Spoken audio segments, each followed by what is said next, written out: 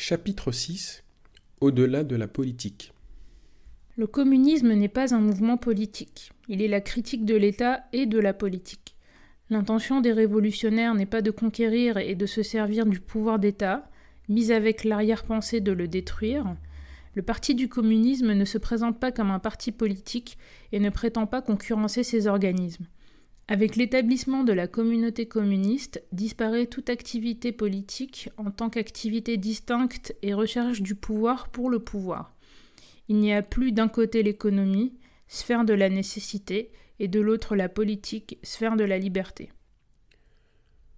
Fin de l'État. Le culte de l'État est fondamentalement anticommuniste. Il naît et se renforce paradoxalement de tous les défauts, de toutes les défaillances, de tous les conflits qu'engendre la société capitaliste. Il est le sauveur suprême, le dernier recours de la veuve et de l'orphelin. Accessoirement, et bien qu'il se prétende au-dessus des classes, qu'il se présente comme le garant de l'intérêt général contre les excès particuliers, il s'occupe de défendre la propriété et les privilèges. Il y a eu une époque où la bourgeoisie ascendante manifestait des sentiments anti-étatiques. Aujourd'hui, elle n'a plus que des bouderies. L'époque est révolue où les révolutionnaires bourgeois prétendaient que les peuples les plus heureux étaient les peuples sans État. La montée du péril prolétarien, le développement des impérialismes concurrents, l'ampleur des crises économiques ont montré tout l'intérêt de disposer d'une machine d'État puissante et d'abord d'un bon appareil de répression. Les partis politiques se disputent pour conquérir au nom du peuple cette machine d'État qu'ils présentent comme un instrument neutre. Les léninistes conséquents proclament le caractère de classe de l'État et l'impossibilité de le contrôler par une simple victoire électorale. Ils en déduisent la nécessité de son démantèlement, mais c'est alors pour lui substituer un « État ouvrier ». C'est à l'honneur des anarchistes d'avoir maintenu un anti-étatisme fondamental. Pourtant, encore plus que contre l'argent, tout un chacun se fait un devoir de pester contre l'État. L'on proteste contre la lourdeur de l'administration, le poids des impôts, l'arrogance des policiers, l'ambition des politiciens, la bêtise des électeurs, mais la disparition de l'État, voilà qui dépasse les limites de l'imagination. Et c'est celle-ci que l'on se propose, sans imagination, de porter au pouvoir. L'État est intervenu de plus en plus ouvertement dans la vie sociale depuis quelques décennies. L'avènement du stalinisme et du fascisme n'ont été que des étapes plus visiblement marquées de ce processus. Là où certains ont cru voir l'État devenir populaire, il faut voir l'accentuation du contrôle de l'État sur les populations. À remarquer notamment la prise en main ou l'intégration à l'appareil d'État d'organismes de défense et de solidarité ouvrière. Par divers biais, les assurances sociales, les appareils syndicaux se sont soumis à l'État. Cela leur permet d'agir plus ou moins comme des groupes de pression. Leurs déclarations d'indépendance et d'opposition ne doivent pas illusionner. C'est dans leur rôle. Évidemment, cette intégration de la lutte et cette officialisation du partenaire social ont été présentées comme de grandes victoires de la classe ouvrière. Les luttes de travailleurs profitent à une couche de spécialistes de la contestation et se traduisent par une institutionnalisation accrue des organisations « ouvrières ». Souvent, ces « acquis » ne se traduisent même pas par une redistribution des ressources vers les couches les plus défavorisées, mais contribuent à leur soutirer encore de l'argent, malgré ce que prétendent hypocritement syndicats et gouvernements. L'étatisation grandissante ne doit pas être considérée uniquement comme un affaiblissement du prolétariat. Elle correspond au contraire à la nécessité de contrôler sa puissance grandissante. Cette étatisation compense la fragilité des sociétés modernes, mais elle-même n'échappe pas à cette fragilité. L'encadrement étatique de la population n'est possible qu'avec la complicité de cette population. La révolution antipolitique montrera le caractère finalement superficiel de cet encadrement. Contrairement aux politicards de tous les bords, les révolutionnaires se gardent bien d'en appeler à la responsabilité de l'État dès qu'un problème survient. Ils mettent systématiquement en avant l'autonomie et l'auto-organisation de la classe prolétarienne. Invoquer la faiblesse du prolétariat pour justifier le recours à l'État, c'est justifier et poser cette faiblesse comme éternelle. La société révolutionnaire aura des organes de coordination et de centralisation. Souvent même, elle permettra une centralisation plus poussée, plus planétaire que ce que permet le capital. Mais elle n'aura pas besoin d'un État où se concentre le pouvoir de toute cette machinerie à réprimer, identifier, contrôler, éduquer. L'administration des choses y remplacera le gouvernement des hommes. Le problème est dans une phase insurrectionnelle et intermédiaire de ne pas recréer d'État tout en assurant des fonctions administratives et répressives, donc étatiques. Ceux qui ne veulent pas régler ce problème, comme les anarchistes, ne peuvent qu'être cocufiés par les étatistes ou contraints de se faire étatistes eux-mêmes. La participation de ministres anarchistes à la junte gouvernementale durant la Révolution espagnole a montré ce que cela pouvait donner. La solution au problème à cette contradiction a été esquissée par les insurrections prolétariennes depuis la Commune de Paris. C'est le Conseil ouvrier, l'organisation conseilliste de la vie sociale. Les conseils ouvriers. La Commune de Paris avait déjà donné une première idée de ce que pouvait être un gouvernement des travailleurs. En 1905, les ouvriers russes insurgés élaborèrent la forme du soviet. Cet organe formé de délégués d'usines était au départ destiné à coordonner la lutte. Il se transforma peu à peu en un organisme d'administration tendant à se substituer à l'administration officielle. Une partie même des forces de la police était passée sous le contrôle du soviet de Pétrograd. Son existence prit fin avec l'arrestation de ses députés par les forces tsaristes. En 1917, l'on remit ça avec une participation plus large des soldats. Le coup d'État bolchevique d'octobre 1917 s'est fait au nom du pouvoir des soviets. Il s'est appuyé sur les soviets où les bolcheviks contrôlaient les commissions militaires et avaient conquis la majorité des voix à Pétrograd et à Moscou. Cette victoire était le début de la fin. Avec le reflux de la révolution, la guerre civile, le renforcement du parti et de l'administration bolchevique, les soviets se voyaient progressivement vidés de leur contenu. L'ultime résistance du soviet de la base navale de Kronstadt fut écrasée en 1921 par l'armée rouge dirigée par Trotsky, l'ancien président du soviet de Pétrograd. Les insurrections prolétariennes du XXe siècle ont régulièrement refait surgir la forme soviétique. À la suite de la Première Guerre mondiale et de la Révolution russe, des conseils ouvriers se sont formés en Hongrie, en Allemagne, en Italie. Durant la guerre d'Espagne, l'on vit se multiplier des comités d'ouvriers et de paysans. En Hongrie, en 1956, les délégués des usines formèrent le Conseil ouvrier du Grand Budapest. En Pologne, en 1971, les ouvriers insurgés des ports de la Baltique s'organisèrent de nouveau sur ce mode. Le mot conseil recouvre en fait des formes d'organisation assez diverses, même si on élimine les organismes de cogestion ou de gestion ouvrière qui n'ont rien de révolutionnaire. Cela va du comité d'usine ou de quartier au soviet qui administre une grande ville ou une région. C'est une erreur que de vouloir opposer ces organismes entre eux pour ne donner le label entre guillemets conseil ouvrier qu'à certains d'entre eux. Nous ne sommes pas pour telle ou telle forme de conseil, nous sommes pour l'organisation conseilliste de la société. Cela implique et nécessite divers niveaux d'organisation qui se complètent et se soutiennent. Ce qui est mauvais, et ce qui s'est régulièrement passé, c'est qu'un niveau l'emporta. Le comité d'usine peut être réduit à une simple fonction de contrôle ouvrier ou de pure gestion d'une unité de production. Le manque de soviets proprement dit en Espagne et en Catalogne, malgré la floraison des comités de base, laissa le champ libre à l'État républicain et aux politiciens, d'où le dilemme anarchiste. Le soviet, coupé de ses bases, peut se transformer en une sorte d'État régional ou de parlement ouvrier. Il cesse d'être un organe agissant et antipolitique pour devenir le champ de bataille des partis politiques. Ce qui fait le caractère révolutionnaire du Conseil ouvrier, ce qui lui donne un contenu antipolitique, c'est d'abord qu'il est directement l'émanation des masses agissantes. Il est formé d'une pyramide de comités qui s'engendrent les uns les autres sans que le sommet puisse se croire indépendant de la base. Les comités ne sont pas de simples assemblées électorales qui se délégueraient le pouvoir de bas en haut.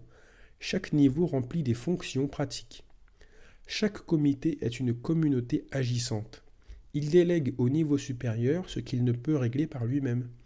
Il n'abandonne pas sa souveraineté. Les délégués doivent des comptes à leurs mandants, ils sont responsables et révocables. Le Conseil ouvrier ne reproduit pas en son sein les divisions entre les pouvoirs législatifs, exécutifs et judiciaires. Il s'occupe d'unifier et de concentrer entre ses mains ces différentes fonctions. Même s'il édicte des règles, il agit avant tout en fonction de la situation sans se retrancher derrière un arsenal de lois formelles. Le Conseil ouvrier se constitue en tribunal pour régler les conflits, pour juger, trancher et punir. Cette action se fait en fonction d'une situation concrète. Ce que l'on juge, ce n'est pas la gravité de la faute, ce sont les dommages et risques objectifs pour la révolution et la société. Le Conseil ne voit pas sa légitimité garantie par des élections démocratiques qui en feraient loin du peuple. Il n'est pas le représentant des masses, il est les masses organisées. Les individus et les groupes qui s'occupent de tâches particulières ne sont pas nécessairement élus. Mais quand ils engagent l'ensemble du Conseil, ils sont responsables devant ces assemblées générales. Le Conseil ne prétend pas être l'expression de toute la société par-dessus les conflits qui la traversent. Il est un organe de classe et de lutte. Cela implique un minimum d'accord en son sein. Il ne peut tolérer des divergences qui le paralyseraient. On peut voir dans le Conseil ouvrier une forme ultra-dictatoriale ou ultra-démocratique. Il est à la fois les deux et autre chose. Il est ultra-dictatorial dans le sens où il ne prétend rendre de compte qu'à lui-même et où il foule aux pieds les principes sacro-saints de la division des pouvoirs. Il est ultra-démocratique dans le sens où il permet un débat et une participation des masses jamais atteints avec l'État le plus démocratique. Surtout, le Conseil ouvrier n'est plus un organe politique. Il ne sépare plus le citoyen de l'individu social. En cela, il est au-delà de la dictature ou de la démocratie qui sont les deux faces de la politique.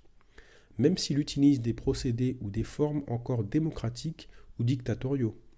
Le Conseil n'est ni l'instrument d'une démocratie populaire, ni l'instrument de la dictature du prolétariat. Ces expressions n'arrivent pas à caractériser la phase de rupture entre capitalisme et communisme. Les conseils ouvriers du passé ont été bien en dessous, à part quelques rares moments, du programme que nous traçons. Ils ont été gestionnaires, bureaucratiques, tatillons, discutailleurs, incapables d'avoir une perspective en accord avec leur propre nature. Ils en sont morts. Cela ne prouve pas que la forme conseilliste ne vaut rien, mais plutôt qu'elle a été ébauchée sur un terrain encore trop aride. En 1956, le Conseil ouvrier du Grand Budapest, qui administrait l'ensemble de la région, réclamait son propre suicide avec le rétablissement de la démocratie parlementaire. Les conseils ouvriers du passé ont eu néanmoins le mérite d'exister. Ils ont montré la capacité des travailleurs à s'occuper de leurs affaires, à prendre en main et à administrer des usines et des villes. Ils sont liés aux formidables mouvements par lesquels les ouvriers ont mis à bas, au moins provisoirement, bourgeois et bureaucrates. Si on dissimule et déforme ces expériences, c'est que l'on ne veut pas que le prolétariat recommence ce qu'il a fait en Catalogne, en Pologne, en Chine, se passer de maître et s'en bien porter. La contre-révolution, y compris en Union soviétique, n'a jamais pu s'en accommoder. Que les conseils fassent preuve de modération est une chose, que la contre-révolution soit modérée à leur égard en est une autre. Les meilleures manifestations des conseils ouvriers ont eu lieu lorsqu'ils ont dû répondre rapidement, clairement et durement à leurs ennemis. Ils sont directement forgés comme l'organisation de la lutte. Leur programme est peut-être limité, mais ils le connaissent. D'autres fois, ils s'enlisent dans l'administration, dans l'attente. Leur seule raison d'être semble la vacance du pouvoir bourgeois. L'on voit se développer de magnifiques constructions organisationnelles. Mais cela se fait dans le vide, en dehors des impératifs d'une lutte. L'absence apparente du péril pousse aux pires illusions. Le conseil apparaît comme la réponse ouvrière au vide laissé par la bourgeoisie plus que comme un niveau d'organisation imposé par la radicalité de la lutte elle-même. Nous sommes pour les conseils ouvriers, Mais nous sommes contre l'idéologie conseilliste. Cette idéologie ne voit pas dans les conseils un moment de la révolution, mais son but. Le socialisme, c'est le remplacement du pouvoir de la bourgeoisie par le pouvoir des conseils, de la gestion capitaliste par la gestion ouvrière. L'échec ou la victoire de la révolution sont affaires d'organisation.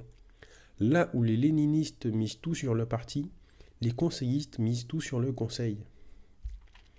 Les conseils ouvriers seront ce qu'ils feront. Leur seule chance de victoire est d'entreprendre et d'être l'organisation de la communisation. Pour les communistes, la révolution n'est pas une affaire d'organisation. Ce qui détermine la possibilité du communisme, c'est un certain niveau de développement des forces productives et de la classe prolétarienne. Il y a des problèmes d'organisation, mais on ne peut les poser indépendamment de ce que l'on organise, des tâches que l'on se fixe. Est-ce que les règles d'organisation sont neutres ? Est-ce qu'elles sont de pures questions techniques ? Certainement pas. Leur choix est d'une grande importance. Certaines sont adaptées et favorisent une action communiste, d'autres l'entravent. Mais c'est une grave illusion que de croire que la mise en avant de certaines règles, notamment sur le contrôle des délégués, suffit à éviter la bureaucratisation, le mensonge, la division. Les bureaucrates sont des professionnels de l'organisation en tant qu'organisation séparée. Ils aiment mettre l'accent sur les préalables à l'action, les mécanismes démocratiques, plutôt que sur l'action elle-même. Des règles tatillonnes et inadaptées, même formellement anti-bureaucratiques, risquent de leur faciliter la tâche. Pour peu que les conseils se développent et ne puissent être liquidés aisément, et les pires ennemis de la révolution se prétendront conseillistes pour mieux venir à bout des conseils. Ils essaieront d'en faire le champ clos de leur magouille, d'en exclure les révolutionnaires. Contre le communisme, les oripeaux du vieux monde n'hésiteront pas à se rebaptiser conseils. Du caractère souvent peu communiste des conseils du passé, ne peut-on déduire que leur temps est révolu ? Toute institutionnalisation n'est-elle pas contre-révolutionnaire ? Nous ne voyons pas dans les conseils ouvriers des institutions. La révolution, qu'elle le veuille ou non, va se retrouver avec sur les bras des problèmes d'administration, de maintien de l'ordre, d'unification de tendances opposées. Il faudra encore gouverner, sinon les hommes, tout au moins certains hommes. L'on peut estimer que le pillage est une saine réaction à la provocation marchande et à la pénurie. Il peut jouer un rôle bénéfique dans une phase de rupture, défoulement et enfoncement de la marchandise. Mais on ne peut institutionnaliser le pillage, en faire le mode normal de distribution communiste des produits. Il est impossible de laisser tous les produits en distribution libre. Il faut organiser, répartir, restreindre. C'est la tâche des conseils. Au fur et à mesure que la rareté des biens diminuera et que la contre-révolution reculera, les conseils perdront leur caractère étatique. Ils ne seront pas supprimés. Ils se fondront dans la vie sociale. Refuser les conseils par purisme, c'est, lorsqu'ils apparaîtront en fonction des besoins réels, se mettre en dehors du processus révolutionnaire. Il vaut mieux participer à leur création, à leur fonctionnement, à leur éventuelle dissolution en fonction de la lutte et du rapport de force entre révolution et contre-révolution. La participation au conseil ne signifie pas que les révolutionnaires doivent renoncer à agir et à s'organiser de façon autonome. Les conseils sont des organismes de masse, d'où une certaine pesanteur, d'où un rythme de radicalisation plus lent que celui de certaines fractions de la population. L'évolution des conseils sera en partie déterminée par ce qui se fera à côté d'eux. Ce qu'il faudra combattre et saboter, ce sont les conseils corporatistes, les organisations gestionnaires, les groupes néo-syndicaux ou néopolitiques qui voudront confisquer l'organisation de la vie sociale au profit d'une minorité. On ne peut considérer comme un soviet un organe qui préserverait la production marchande, se constituerait une police, réclamerait le retour des patrons. Le conseil est nécessaire lorsqu'il s'agit d'administrer un territoire. Il s'évanouit lorsque cette nécessité disparaît provisoirement en fonction d'un certain rapport de force ou définitivement à cause de la consolidation du communisme. Des groupes peuvent, en fonction d'une situation révolutionnaire, intervenir et communiser des stocks de marchandises, sans pouvoir ou sans vouloir prendre en main leur production et leur distribution de façon permanente. Il s'agit de savoir quand on a les moyens de passer de ce type d'action ponctuelle et sauvage à l'administration directe d'une zone. L'avantage est que l'on peut mieux disposer de ces ressources pour nourrir la population ou mener le combat. Le désavantage est que l'on s'érige en cible. À partir du moment où l'on accepte ce risque, se pose le problème de l'organisation conseilliste de cette zone, le problème de la constitution d'un pouvoir révolutionnaire. Ce pouvoir, même s'il doit chercher la plus large adhésion et participation des masses, ne cherche pas à se fonder démocratiquement, par exemple en organisant des élections. La démocratie. Qu'y a-t-il de plus beau sous le ciel que la démocratie, le pouvoir du peuple souverain ? Autant le terme de capitalisme peut être gênant, autant celui de démocratie suscite l'adhésion. Tout le monde est pour la démocratie, qu'elle soit couronnée ou républicaine, bourgeoise ou populaire. Si l'on fait un reproche à ses adversaires, c'est celui de ne pas être assez démocrate. Qui se dresse contre la démocratie ne peut être dans le meilleur des cas qu'un nostalgique des anciennes monarchies absolues. En général, on préfère lui coller l'infâme étiquette de fasciste. Les plus acharnés sont souvent les marxistes et marxistes-léninistes qui oublient ce que les pères fondateurs ont dit de la démocratie, qui tiennent à masquer leur goût pour le pouvoir et la dictature.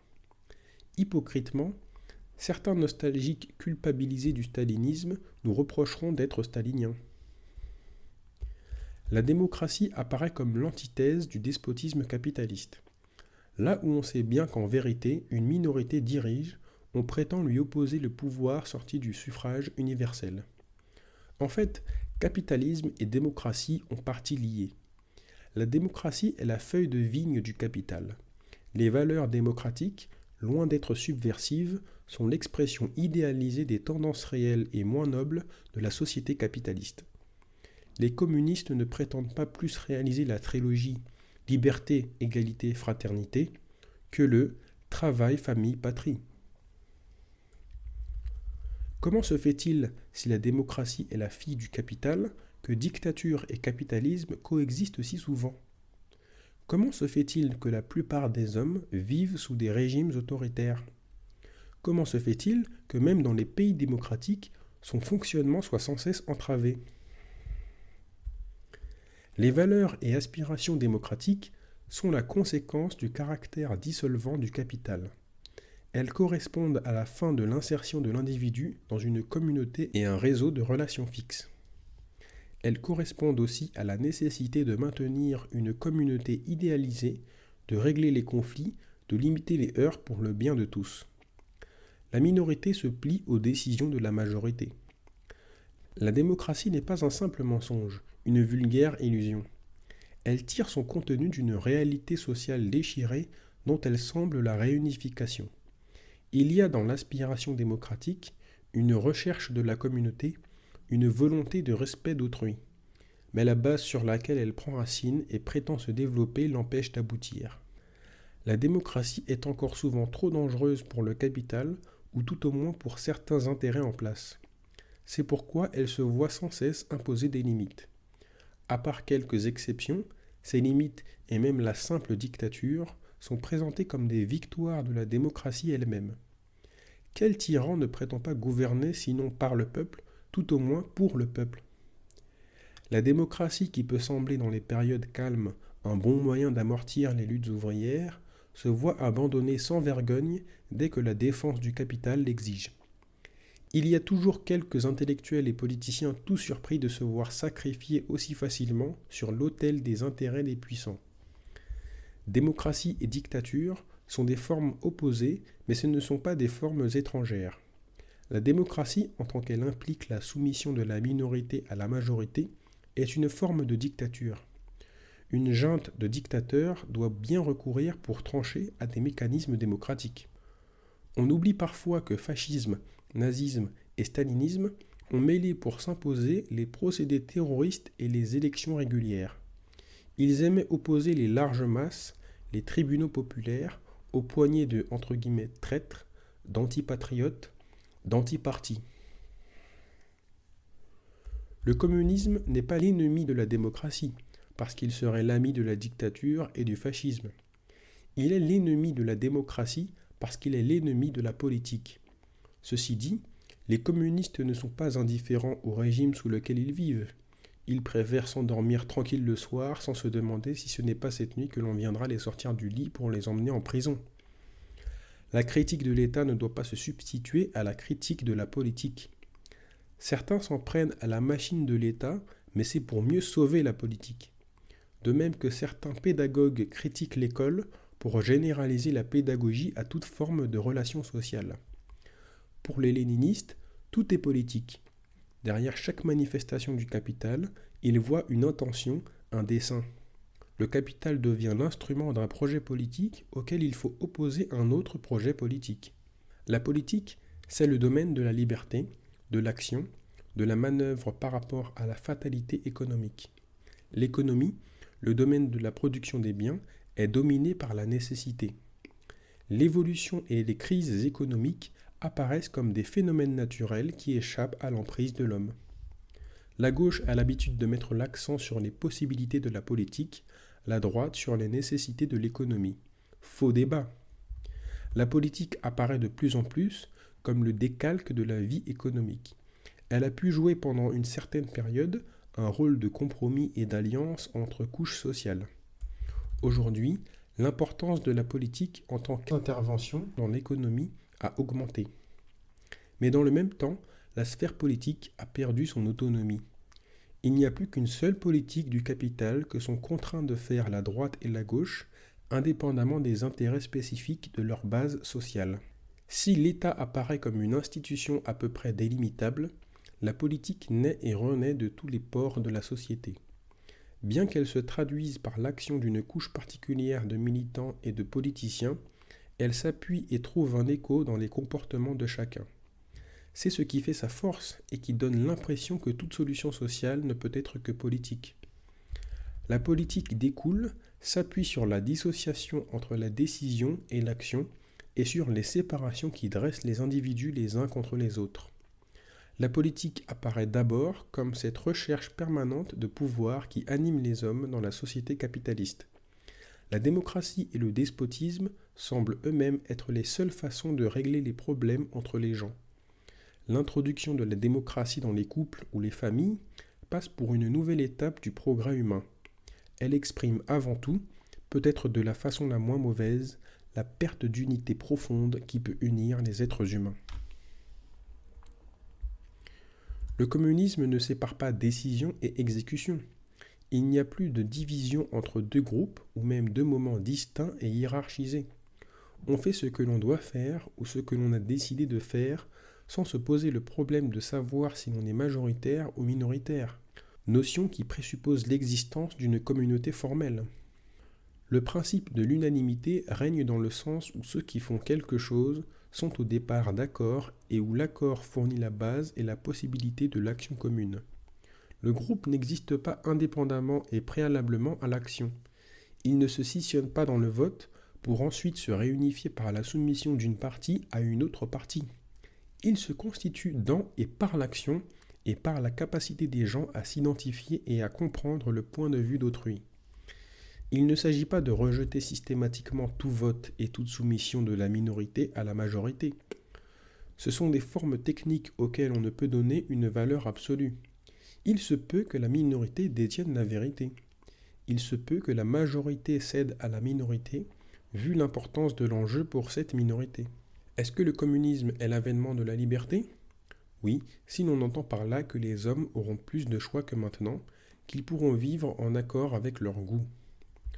Ce que nous récusons, c'est la philosophie qui oppose libre arbitre et déterminisme. Cette séparation reflète l'opposition de l'homme et du monde, de l'individu et de la société. Elle exprime le déracinement de l'individu et son incapacité à saisir ses propres besoins pour les satisfaire. Il peut choisir entre 1000 travaux, entre 1000 loisirs, entre 1000 amours, et être influencé de 1000 façons parce que rien ne le concerne vraiment. Aucune certitude ne l'habite. Il doute de tout et d'abord de lui-même. Ce faisant, il est prêt à tout supporter et souvent croit avoir choisi. La liberté se présente comme l'habit philosophique de la misère. Le doute comme l'expression de la liberté de la pensée, quand il signifie l'égarement, l'incapacité de l'homme à se situer dans son monde. Dans le cours de la Révolution, l'homme perd ses chaînes, mais devenant enfin lui-même, il se trouve enchaîné simultanément à ses désirs et aux nécessités de l'heure. Il redevient passionné et recommence à se connaître. Le climat extraordinaire de joie et de tension des insurrections est lié au sentiment que tout est possible et conjointement que ce que l'on fait doit impérieusement être fait. Il n'y a plus à hésiter et à être ballotté entre des occupations insignifiantes. Les contraintes subjectives et objectives se confondent. Le cirque électoral. Si vous vous en prenez à la démocratie, vont nous répondre les esprits subtils, c'est parce que vous savez qu'elle vous condamnerait. Nous n'avons pas d'illusion. Il est sûr que le système fonctionnant normalement, nous serions battus à plat couture. Notre programme ne serait peut-être pas considéré comme antipathique par la plupart des électeurs, mais il serait certainement jugé et réalisable. Ce n'est qu'en se niant comme électeur qu'il pourrait commencer à entrevoir la possibilité de sa réalisation. Si la politique est l'art du possible, comme on dit, nous nous situons en dehors de ce possible-là. Messieurs les électoralistes et les démocrates, êtes-vous prêts à interroger la population sur certaines questions et à en tenir compte ? Vous qui êtes les laquais du capital, êtes-vous prêts à organiser un référendum pour savoir s'il faut maintenir ou non le capitalisme ? Il y a une multitude de questions que vous vous arrangerez pour ne jamais poser. Elles sont éliminées à l'avance comme irréalistes. C'est vous qui déterminez ce qui est possible ou non. Cela ne vous suffit encore pas. Il faut que vos programmes et vos prévisions réalistes ne soient jamais appliqués. L'État vit grâce aux impôts des citoyens. Il est géré grâce à leur suffrage. Si sa politique devait être approuvée et soutenue directement par l'acceptation ou le refus du paiement des impôts par les particuliers, elle risquerait de perdre beaucoup de partisans. Lorsqu'il paie, le citoyen a l'impression de se faire avoir. Lorsqu'il vote, lui qui autrement n'a qu'à la fermer, il est flatté qu'on sollicite son avis.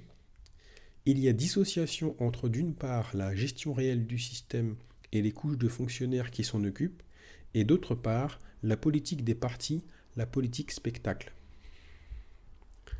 La démocratie électorale sert à cacher le fait que les décisions importantes échappent aux électeurs et même aux politiciens. La réalité politique et électorale est de plus en plus imbibée par la marchandise. La démocratie apparaît comme le reflet direct du monde économique. L'électeur n'est même plus le citoyen, mais le consommateur de programmes et d'idéologies. Le spectacle de la politique et ses moments privilégiés que sont les élections doivent être dénoncés pour ce qu'ils sont, une façon parmi d'autres de faire oublier au peuple qu'il n'est rien. Parfois, il arrive que les gens prennent les menteurs au mot. Pour des élections refusées ou pour ce qui leur paraît une victoire électorale, ils commencent à s'en soumettre. Cela ne relève plus de la réalité électorale. Nous ne préconisons pas la participation aux élections et encore moins l'abstention. Lorsque les prolétaires votent, ils ont sinon raison, tout au moins leur raison. Ce rituel n'apparaîtra vraiment illusoire, ridicule et lamentable que lorsque l'ensemble des conditions de vie commencera à se transformer véritablement. En attendant, il a sa place dans le reste de la panoplie. Dans une organisation communiste, il peut bien y avoir des élections. On y désigne des délégués. Mais l'élection n'apparaît plus comme un moment spécial. L'élu ne dispose pas d'un blanc-seing. Il remplit une fonction parmi d'autres et pas plus sacrée qu'une autre. En désignant telle personne ou telle équipe ou en approuvant après coup leur action, le groupe de base ne fait que se donner des garanties quant à l'application de son programme. Ce qui compte, ce n'est pas la procédure de désignation, mais l'action réellement menée. La constitution des conseils ouvriers n'a pas pour préalable une consultation électorale générale. Il ne s'agit pas de libérer une zone pour y organiser des élections qui ne seraient reconnues valables que par les organisateurs, comme c'est la coutume. À ce sujet, l'on a le mauvais exemple de la Commune de Paris. Même si dans ce genre de situation des élections pouvaient être organisées sérieusement, cela ne ferait que dissocier décision et action et faire renaître les professionnels de la politique. Des élections supposent que les électeurs soient répertoriés et mis en carte. La mise en place d'une administration par le biais d'élections présuppose l'existence de cette administration. Ce ne sont pas le pouvoir et l'État qui naissent des élections, mais l'inverse. Les organisations révolutionnaires de masse se constitueront et se renforceront en fonction des tâches pratiques.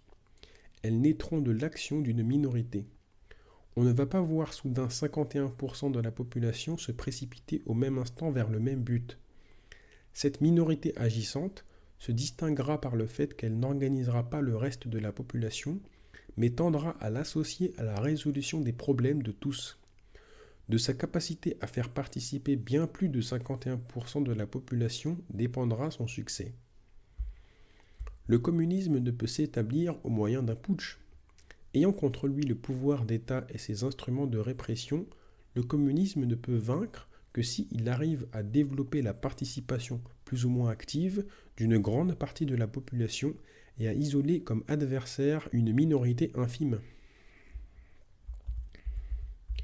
La révolution prolétarienne, en brisant les chaînes du salariat, permettra et exigera une participation des masses sans comparaison possible avec celle des révolutions politiques bourgeoises, même quand ces révolutions ont été des révolutions populaires. Ces révolutions populaires, dont les démocrates se réclament, n'ont pas été décidées démocratiquement. En 1789, si l'on avait donné aux Français le choix, auraient-ils voté pour la Révolution ? En réalité, c'est à partir du caractère dépassé des privilèges des nobles qu'une fraction de la population s'est dressée. Poussée par les succès et les conséquences de ces actes, elle est progressivement venue à bout d'un système vermoulu. Le Parti communiste n'entraînera l'écrasante majorité de la population que lorsque le communisme apparaîtra comme le moyen immédiat de résoudre les problèmes de la vie quotidienne. La révolution ne surgit pas parce que suffisamment de gens seraient devenus révolutionnaires. Les gens deviennent révolutionnaires parce que la révolution apparaît, parce qu'il leur semble possible et nécessaire de vivre autrement. Aujourd'hui, alors que tous les éléments de la voûte sociale se soutiennent, la disparition de l'argent semble impossible. Ceux qui la préconisent passent pour de doux rêveurs. Pour peu que les mécanismes marchands s'enrayent, continuer à dépendre de l'argent pour son ravitaillement passera pour une acrobatie imbécile. On se ralliera au communisme non par idéologie ou même par dégoût de la société agonisante, mais par un simple besoin vital. Il faudra alors se défendre des opportunistes incapables d'avoir des perspectives à long terme, qui chercheront à tirer un avantage immédiat et personnel de la situation. Pourquoi, si nous considérons que la révolution doit s'appuyer sur la plus large participation possible, ne pas nous déclarer démocrates ? Cela embarrasserait peut-être certains de nos adversaires et nous attirerait peut-être quelques amis. Mais justement, nous ne sommes pas des politiciens, un ralliement superficiel est plus embarrassant qu'utile. Il nous faut être clairs pour pouvoir rassembler et orienter nos partisans sur des bases solides. Quant à nos véritables adversaires, nous ne voulons pas leur faciliter la tâche, mais de toute façon, peu leur importe ce que nous disons et voulons véritablement. Soit ils ne comprennent pas, soit ils calomnient, quitte à picorer quelques idées chez les révolutionnaires pour égayer leur programme. La démocratie serait le pouvoir du peuple, le pouvoir de tous. La révolution communiste n'entend pas changer la forme du pouvoir ou le donner au peuple. Elle veut le retirer à tout le monde. Le pouvoir a toujours besoin d'une légitimation extérieure à lui-même. Dieu pour la monarchie, le peuple pour la démocratie couronnée ou républicaine. Le peuple a-t-il plus de réalité que Dieu ? Non, Dieu est un personnage, une incarnation remplie d'humanité, tandis que le peuple tend à n'être qu'une pure abstraction de l'humanité. Ce peuple que l'on invoque pour cautionner l'État n'est que son reflet. Entre ce peuple en idée, ce peuple politique, et le peuple réel, divers, vivant, bête ou intelligent qui se manifeste dans la vie de tous les jours, il y a un monde. Ce n'est pas la politique qui exprime et incarne les idées et les volontés des humains, ce sont ceux-ci qui deviennent le support d'opinions politiques. Ils deviennent des abstractions eux-mêmes quand électeurs ou militants, ils vont confesser ces opinions. Pourquoi les communistes qui veulent en finir avec l'exploitation et les guerres ne renoncent-ils pas à la contrainte et aux procédés dictatoriaux? Croit-on que les classes dominantes vont renoncer à utiliser ces moyens? Croit-on que dans une période de bouleversement, les États les plus démocratiques ne vont pas mettre leurs beaux principes au rencard? Les possédants, les privilégiés, les serviteurs de l'ordre les plus libéraux prétendront peut-être se battre pour la démocratie. Ils ne mettront pas en avant la défense de leurs véritables intérêts, mais il y a peu de chances qu'ils se battent démocratiquement. C'est en fonction d'une situation de crise qu'il convient de comparer méthode bourgeoise et méthode révolutionnaire. Il est hypocrite d'opposer le comportement des États bourgeois les plus démocratiques en temps de paix et le comportement des révolutionnaires en période troublée. Il y a toutes les chances qu'en temps de crise, les révolutionnaires se montrent plus humains et plus démocrates que les défenseurs de l'ordre. La grève. La démocratie se voit niée avec le développement des grèves et soulèvements sauvages. Le démarrage de l'action n'est pas suspendu à une consultation démocratique de la base ou de ses représentants. Une fraction de travailleurs, parce que plus combative, moins aliénée, placée dans des conditions plus propices, s'en soumet. Il n'y a pas de scission entre la décision et l'exécution, entre ceux qui décident et ceux qui exécutent. Le problème fondamental n'est pas forcément de rallier tout le monde. À partir d'une position clé dans la production, on peut faire céder le patron. L'arrêt de travail peut être son propre but. Il ne s'agit que de souffler un peu ou de refuser de faire un travail donné. Il est possible que le débrayage d'une poignée provoque un débrayage général. C'est ce que l'on a vu se réaliser à l'échelle d'une nation en mai 68. La grève s'étend. Elle est approuvée par une large majorité de travailleurs. L'adhésion se crée dans l'action et il n'y aura pas eu consultation préalable de l'ensemble de ceux qui se retrouveront concernés. Si les travailleurs avaient dû se prononcer démocratiquement sur l'opportunité d'ouvrir les hostilités, peut-être aura-t-il renoncé. L'exemple d'un petit nombre leur aura montré la brèche où s'engouffrer, la peur de la direction et le succès possible. Ils seront pris par le climat de lutte et de solidarité et plus à même de surmonter le sentiment de découragement et de résignation qu'engendre l'impuissance quotidienne. Admettons que la grève ait été décidée au cours d'une consultation. Elle se serait probablement déroulée de façon différente. Fini l'imprévu de l'offensive ouvrière. L'adversaire aurait été informé sur la nature, la forme, l'ampleur, les buts du mouvement. L'organisation aurait précédé l'action et découragé les initiatives. Les grévistes seraient plus ou moins passifs et, à part une minorité de syndicalistes ou d'organisateurs, étrangers à leur grève. Lorsque les ouvriers commencent à se radicaliser, le moment démocratique se présente de plus en plus comme le moment de la récupération. Il s'agit de voter sur la reprise. Les bureaucrates, spécialistes de la négociation, reprennent le dessus. La démocratie devient l'expression du renoncement. Elle devient visiblement ce qu'elle était déjà essentiellement. Le recours à l'Assemblée générale, seule souveraine pour lutter contre la bureaucratisation, n'est pas suffisant. L'Assemblée peut devenir le lieu privilégié de la manipulation, la réunion en masse des individus séparés et impuissants, le support de bavardages confus et inutiles. Les assemblées générales sont nécessaires. Il faut pouvoir faire le point, évaluer ses forces, contrôler et demander des comptes aux délégués et commissions spécialisées. Mais l'Assemblée ne doit pas apparaître comme le moment auquel tout est suspendu, au profit duquel le reste de la réalité se dépouille. Le parti. Au fur et à mesure que la crise du capital s'approfondit et rend plus visible la vanité des solutions capitalistes à cette crise, un parti communiste se reforme au sein de la population. La formation du parti n'est pas la cause qui détermine la crise. Il n'est pas le préalable à l'assaut contre le capital. Son développement quantitatif et qualitatif est au contraire extrêmement dépendant de la montée de cette crise. Il va chercher à en orienter et à en faciliter l'issue. Le parti n'est pas un rassemblement constitué en fonction d'une doctrine formée qui irait en s'élargissant sans que sa nature change. Le parti n'est pas. Il se constitue. Peu à peu, il émerge, prend des contours et un contenu plus net. Sa nature se précise et le nombre de ses membres s'accroît au fur et à mesure que se dessinent des possibilités de rupture avec le système. La constitution du parti n'est pourtant pas un phénomène nouveau et indéterminé. Le parti, tel qu'il naît à une période historique donnée, est la résurgence d'un mouvement qui échappe à ses limites temporelles. Le parti moderne renoue avec un parti dont la réalité et même le souvenir ont été effacés par la contre-révolution. En dehors des périodes insurrectionnelles, lorsque le communisme ne peut s'affirmer que de façon timide et discontinue, le parti au sens strict est condamné à rester une fraction infime et négligée de la population. À côté des communistes conscients, il existe de nombreux communistes inconscients qui manifestent par leur comportement des exigences révolutionnaires. Le parti, au sens large de ceux qui se montrent plus ou moins consciemment communistes au gré d'occasions qui se multiplient, n'est pas visible. Son image ne prend pas corps dans le spectacle régnant.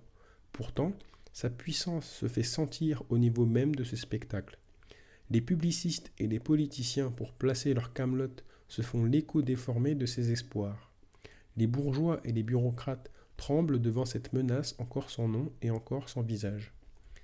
Il est contradictoire de s'affirmer communiste dans un monde qui refoule le communisme par tous les moyens. Les communistes ne sont pas des surhommes qui vivraient déjà autrement que leurs semblables. Ils n'échappent pas à la misère ambiante. Pour transformer leur propre vie, leur conscience théorique est de peu de poids. Il est essentiel et de toute façon inévitable que des communistes conscients apparaissent et qu'ils s'occupent de comprendre et de préparer la révolution communiste.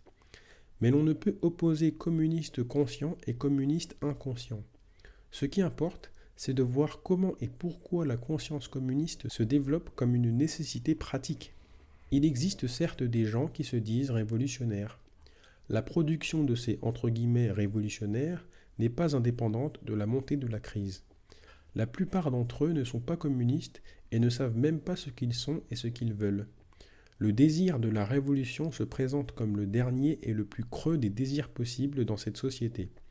C'est une abstraction coupée des besoins et des espoirs concrets. Le « révolutionnaire » peut disserter sur tout, se passionner pour des questions de stratégie, mais il est incapable de définir ce à quoi il aspire. S'il parle des transformations à faire, son optique est dominée par la question du pouvoir. La société à construire repose sur une nouvelle répartition du pouvoir. Ce que l'on « veut », c'est le pouvoir populaire, le pouvoir ouvrier, le pouvoir étudiant, le pouvoir des conseils, plus l'électrification ou l'automation, le pouvoir des gens sur leur propre vie, le pouvoir de pouvoir. Au contraire, la plupart de ceux qui seront révolutionnaires quand la révolution correspondra à des besoins et des possibilités concrètes n'éprouvent pas le besoin de se dire révolutionnaires. Ce n'est que dans une phase d'affrontement ouvert, lorsque la possibilité de communiser le corps social existe, que le parti peut cesser de n'être que le rassemblement d'opinions communes ou le produit d'actions sporadiques. Il peut enfin devenir une communauté d'action. Lorsque le prolétariat participe dans son ensemble à la révolution, le parti ne se confond pas avec la classe. Il ne prétend pas être le prolétariat ou le représenter. Il en est la fraction la plus lucide et la plus décidée. Il coexiste, collabore ou se heurte avec d'autres fractions plus modérées ou inféodées aux appareils et idéologies bourgeoises. On peut caractériser son action en une phrase. Créer la situation qui rende tout retour en arrière impossible. Il est normal que des oppositions se manifestent entre l'action des communistes et le comportement des masses. Cela n'est pas le signe d'un antagonisme fondamental. Le parti n'a pas à éliminer les organisations et mouvements de masse. Les conseils et autres comités de base n'ont pas à éliminer le parti. Si l'une de ces deux choses arrivait, cela signifierait obligatoirement la fin et la défaite de la révolution. Cette vision d'un antagonisme est un héritage de la révolution russe et de la vague conseilliste des années 20. Elle n'a qu'un défaut, prendre pour communistes des organisations qui ne l'étaient pas. Le parti se battra pour les conseils car cette lutte ne peut être dissociée de celle pour le communisme. Même si sur tel ou tel point ou mode d'organisation, les communistes se trouvent en désaccord avec les masses. Le parti lui-même, qui n'est pas une organisation ou pire une institution unifiée par le haut, s'organisera sur le mode conseilliste.